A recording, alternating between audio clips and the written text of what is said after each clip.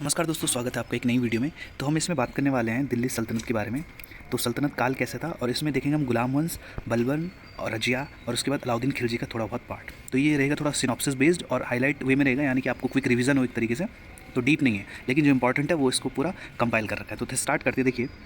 गुलाम वंश की स्थापना की थी 1206 में कुतुबुद्दीन ऐबक के द्वारा, जो मोहम्मद गौरी का गुलाम था। ठीक है।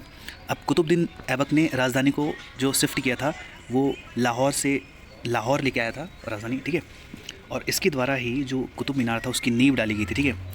और 2.5 दिन का झोपड़ा, या इसको 2.5 दिन का झोपड़ा भी कहते हैं। और ये जो इस्टेब्लिश है ये राजस्थान के क्षेत्र में है। लाख बख्श इसको इसलिए कहते थे कि लाखों का दान देने की इसको उपाधि थी, तो इसको लाख बख्श, पील बख्श भी कहा जाता था। और जो कुतुब मीनार थी उसकी जो फर्स्ट मंजिल थी उसको इसके द्वारा ही इसका निर्माण किया गया था। कहते हैं कि उसके दौर में जो नालंदा विश्वविद्यालय को ध्वस्त किया गया उसका जो सेनानायक था वो बख्तियार खिलजी इसके ही समकालीन माना जाता है। और इसकी जो मृत्यु की बात है वो पोलो यानी कि जो चौगान खेलते हुए इसकी मृत्यु हो गई थी और इसको दफनाया गया लाहौर में। तत्कालीन दौर में लाहौर भारत के ही क्षेत्र में पड़ता था, लेकिन वर्तमान में जो लाहौर है वो पाकिस्तान में है। और इसका जो उत्तराधिकारी हो जाता है वो हो जाता है आराम शाह। ठीक है। 8 महीने वो रूल करता है। ठीक है। इसके बाद नेक्स्ट आ जाता है आपके पास इल्तुतमिश। इल्तुतमिश के बारे में जानते हैं। आराम शाह की हत्या करके ये 1211 में दिल्ली की गद्दी पर बैठता है, यानी कि दिल्ली का सुल्तान एक तरीके से इल्तुतमिश बन जाता है। ऐबक का गुलाम और दामाद था ये। ठीक है। और कुतुब मीनार का इसके द्वारा जो निर्माण पूर्ण करवाया गया, जो कुतुब मीनार की बिल्डिंग है उसको कंप्लीट करने का श्रेय जाता है इल्तुतमिश को। इसके द्वारा कुछ सिक्के यानी कि कुछ कॉइन जारी किए गए। सिल्वर का टंका था और तांबे का जीतल। तो सिल्वर को टंका के लिए आप टंका से याद कर सकते हो, और तांबे की जीतल के लिए जीतल से याद, टी जो इसमें, इससे आप तांबा आप कोरिलेट कर सकते हो। ठीक है। जो एकता प्रणाली थी इसके द्वारा स्टार्ट की गई, तो एकता इल्तुतमिश से आप एक कोरिलेट कर सकते हो। ठीक है।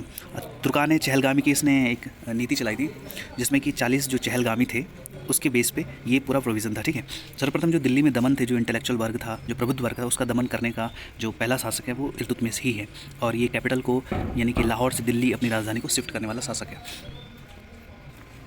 आगे देखते हैं। इसके बाद हमारे पास रजिया सुल्तान आ जाती है। रजिया एक प्रोमिनेंट लीडर होती है, जो कि एक ये उस तरीके से समझिए कि उस दौर में एक महिला शासिका होना बहुत बड़ी बात थी। वर्तमान में दौर में भी आप देखते होंगे गवर्नर या प्रेसिडेंट या प्राइम मिनिस्टर नहीं देखे जाते अमूमन, तो उस दौर में एक महिला का शासिका होना बहुत गर्व की बात थी उस दौर में। लेकिन नहीं चाहते थे, पूरे से एक फ्यूडल माइंड सेट था, एक सामंती सोच थी, वो नहीं चाहते थे कि एक शासिका महिला हो। तो बलबन ने इसको काफ़ी पुरजोर विरोध किया अप्रत्यक्ष रूप से। तो देखते हैं ये पहली मुस्लिम रूलर रही है और पर्दा और प्रथा त्याग कर इसने पुरुषों की तरह चोगार काबा पहनने की या टोपी पहनने की, खुले मुंह रखने की प्रथा स्टार्ट की। और इसकी हत्या कर दी जाती है कैथल के क्षेत्र में, जो हरियाणा का क्षेत्र है, डाकुओं के द्वारा। ठीक है।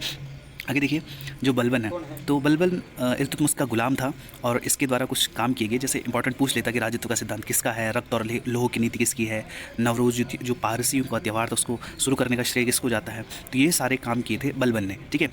सिजदा और पाबूस की शुरुआत इसके द्वारा की गई थी और इसके द्वारा एक शहर बसाया गया था जिसका नाम था सीरी। ओके।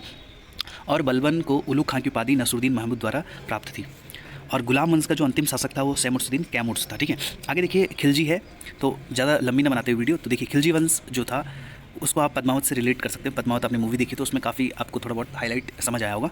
तो जलालुद्दीन फिरोज खिलजी ने इसकी स्थापना की थी 13 जून 1290 में, और उसकी राजधानी थी किलखुरी। ठीक है।